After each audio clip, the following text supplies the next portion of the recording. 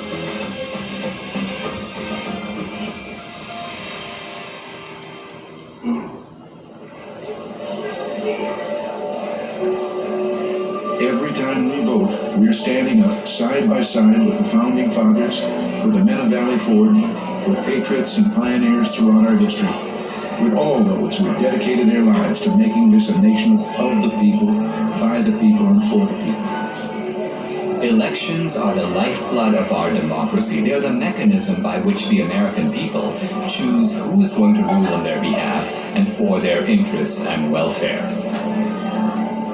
Without elections, there would be no way for the American people, for us, to exercise our legitimate sway on the future direction of this country.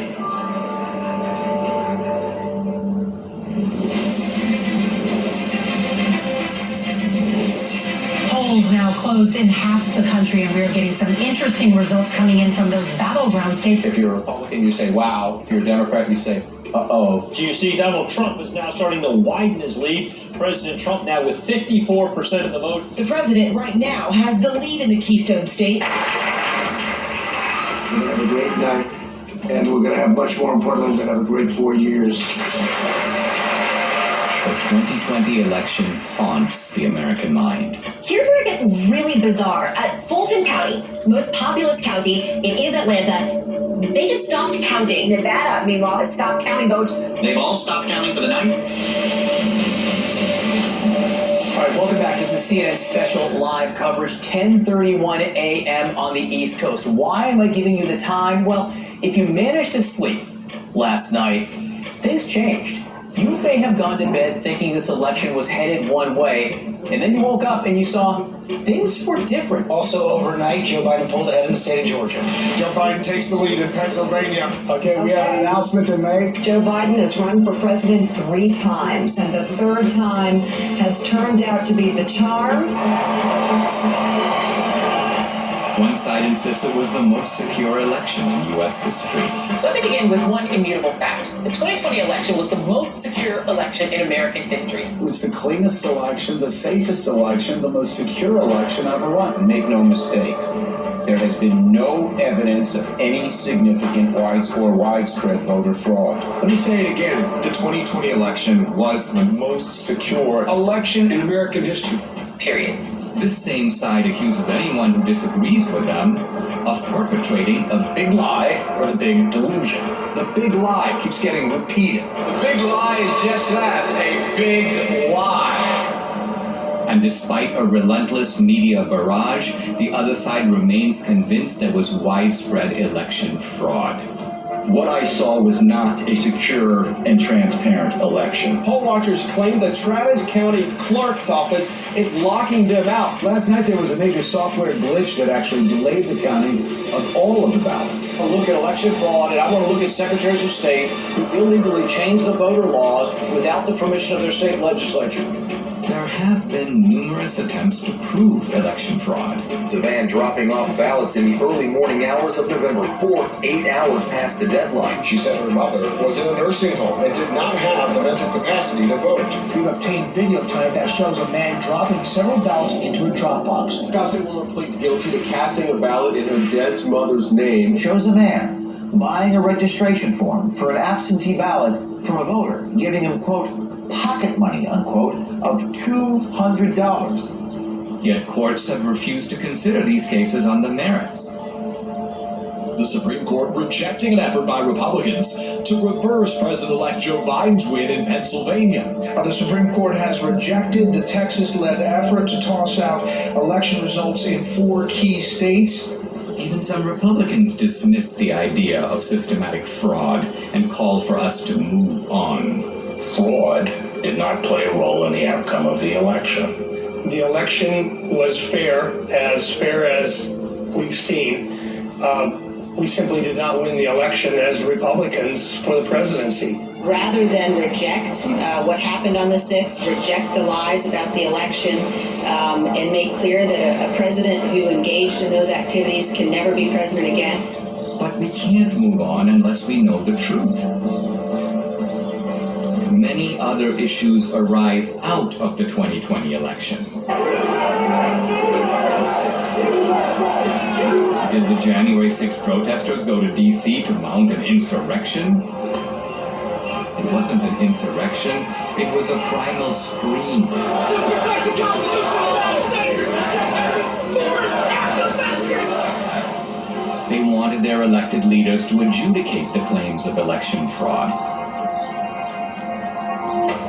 The left's claim that this was the most secure election is also the foundation for the widespread censorship on social media of the so-called big lie. This morning, President Trump waking up without his favorite megaphone. You will never again see a tweet from President Trump. But is it a big lie? Is it a lie at all?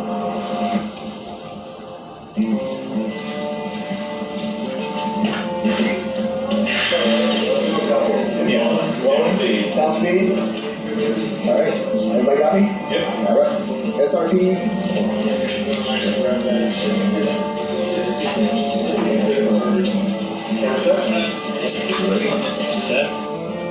Hey, I'm Dinesh D'Souza, and this is Season 1, Episode 1 of my new podcast. I started my podcast in early 2021 to speak the truth. But by simply asking questions about election fraud, you get booted from YouTube and Facebook. My podcast is sponsored by Salem Media, and I knew that other Salem hosts felt my frustration. Larry Elder, Dennis Prager, Eric Metaxas, Sebastian Gorka, Charlie Kirk.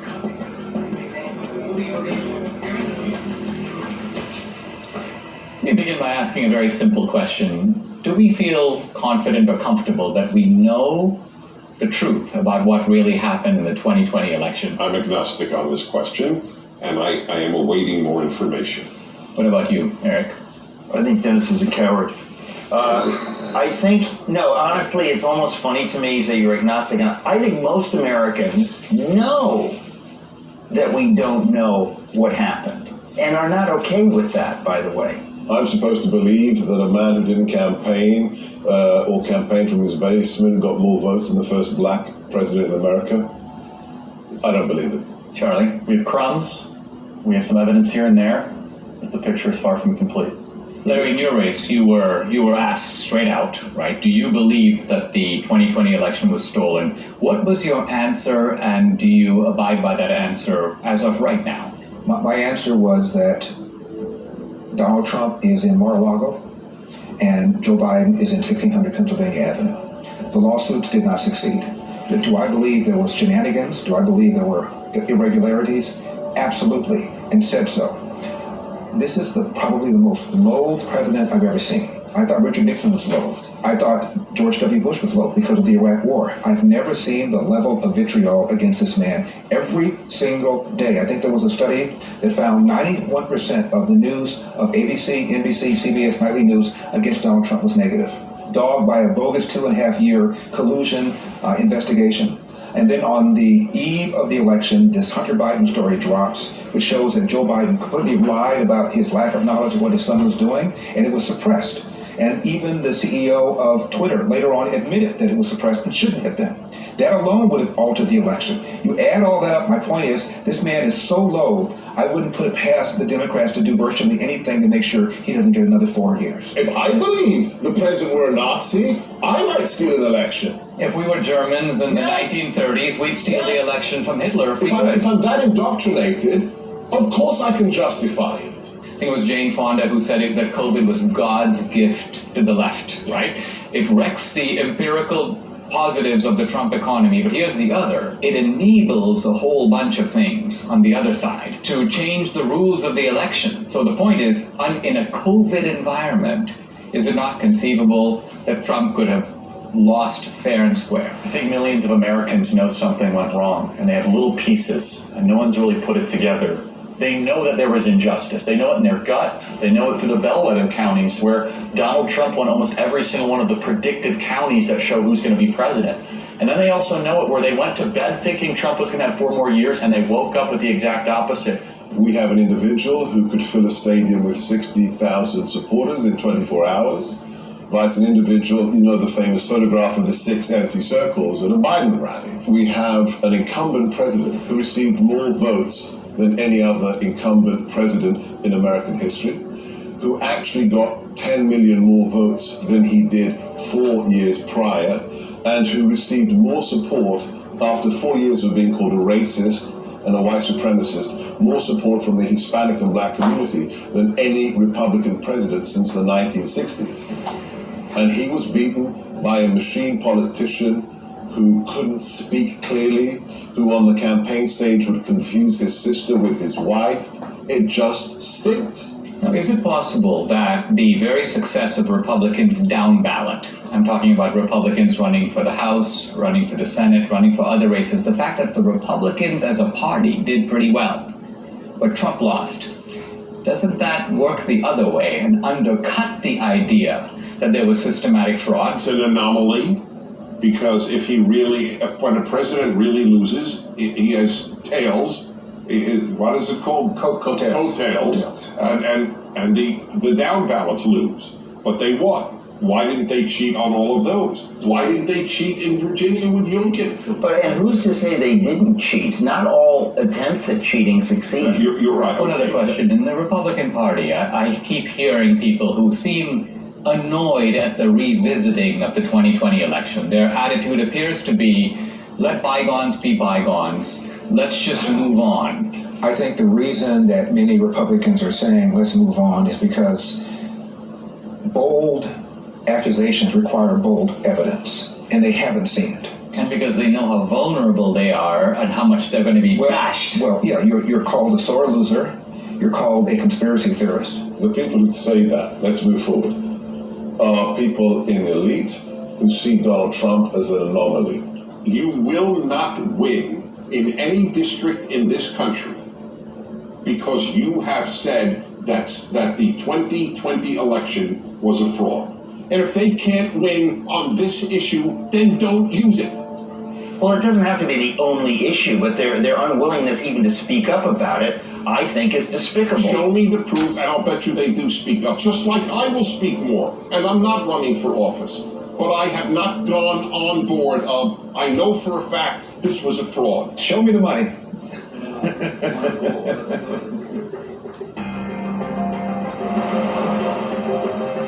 Look, I mean, the Democrats, they have a history of voter fraud. Going back to Tammany Hall in the 19th century, we've fast forward to LBJ stealing his first race in Texas, John F. Kennedy, the allegations that he stole the presidency with voter fraud in Texas and in Illinois. They've done it before. I mean, you can have someone who has a criminal record and they're fully capable of robbing a bank, but did they rob the bank? Well, it looks like it.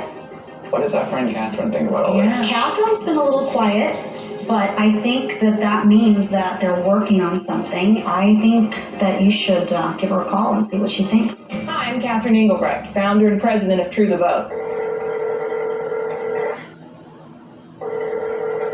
Hey Dinesh, how are you? you? Hey, I'm doing fine. Hey, listen, I'm here with Debbie. Hey, Catherine. Hey, Debbie. You know how crazy it is out there. Have you guys been digging into this whole issue of voter fraud? Well, we have been working on something big. It's probably best we don't discuss it over the phone, but can we meet?